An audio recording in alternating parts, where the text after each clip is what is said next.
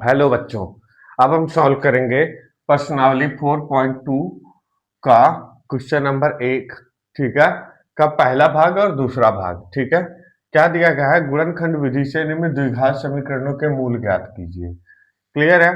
ठीक है, तो गुणनखंड विधि से हमें करना है। तो गुणनखंड विधि से आपको पता है कि देखो, ये है आपका एक्स स्क्वायर, ये होगा आपका 2x स्क्वायर।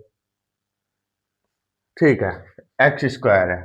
ठीक है, अब देखो, इसको इससे मल्टीप्लाई करते हैं। ठीक है, इसको हम एक मान लेते हैं। ठीक है, अब मल्टीप्लाई करने के बाद क्या मतलब ऐसी संख्या से मल्टीप्लाई करें, ठीक है, कि मल्टीप्लाई करने के बाद 10 आए और माइनस करने के बाद 3 आए। ठीक है, तो किस संख्या से मल्टीप्लाई करेंगे? जैसे 5 दूना 10। ठीक है, और 5 में 2 माइनस करने के बाद क्या आएगा? 3 आएगा।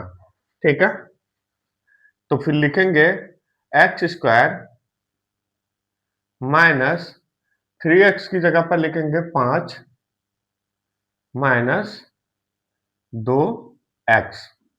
ठीक है बच्चों, माइनस 10 बराबर का 0। ठीक है, अब ये है एक्स स्क्वायर, इसको एक्स स्क्वायर लिखेंगे। ठीक है, इसको इसमें गुणा कर देंगे, 5x से गुणा होगा तो 5x आएगा, माइनस 2x से गुणा होगा तो 2x आएगा, माइनस का 10 बराबर का 0। ठीक है, अब देखो, इसमें एक एक्स स्क्वायर है और इसमें 5x है, तो x को हम कॉमन ले लेते हैं। ठीक है, तो यहाँ आ जाएगा आपका इसका 1x। ठीक है, माइनस का 5। ठीक है, अब यहाँ माइनस है तो माइनस लिखेंगे। ठीक है, अब देखो, यहाँ पर क्या कॉमन है? x कॉमन है। ठीक है, तो x को हम कॉमन ले लेंगे। ठीक है, रुक जाइए, ये हो गया आपका x minus 2x square minus का 5, x माइनस 5। ठीक है, और ये आपका है 2x।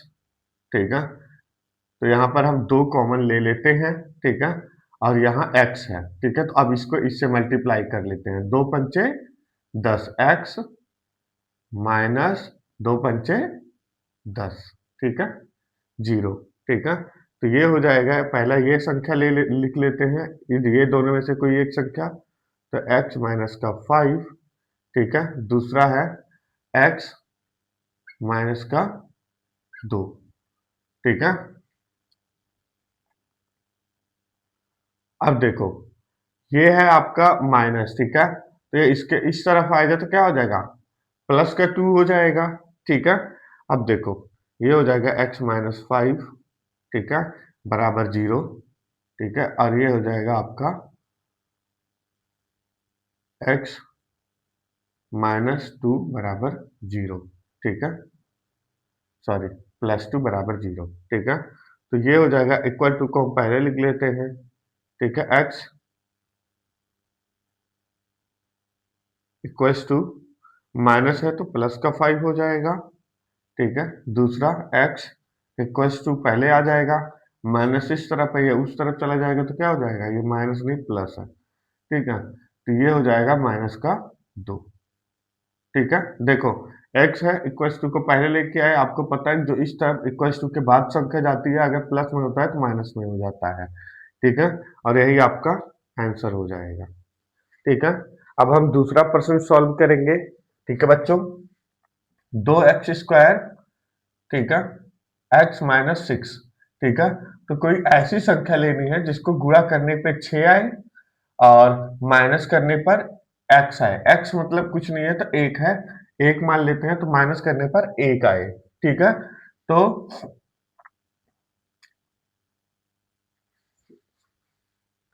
ठीक है, तो ये हो जाएगा 3 दूनी 6। ठीक है, अब 3 में 2 माइनस करोगे तो कितना आएगा? 1 आएगा। ठीक है, और हमें 1 चाहिए था। ठीक है, तो लिखेंगे 2x स्क्वायर प्लस x की जगह पर हम लिखेंगे ब्रैकेट 3 माइनस 2, x है तो x। ठीक है, माइनस 6 बराबर 0। ठीक है, 2x स्क्वायर प्लस, देखो, इसको इससे गुणा करेंगे तो आ जाएगा 3x माइनस 2 को गुणा करेंगे तो 2x आएगा, 2x गुणे 2x माइनस का 6 बराबर का 0।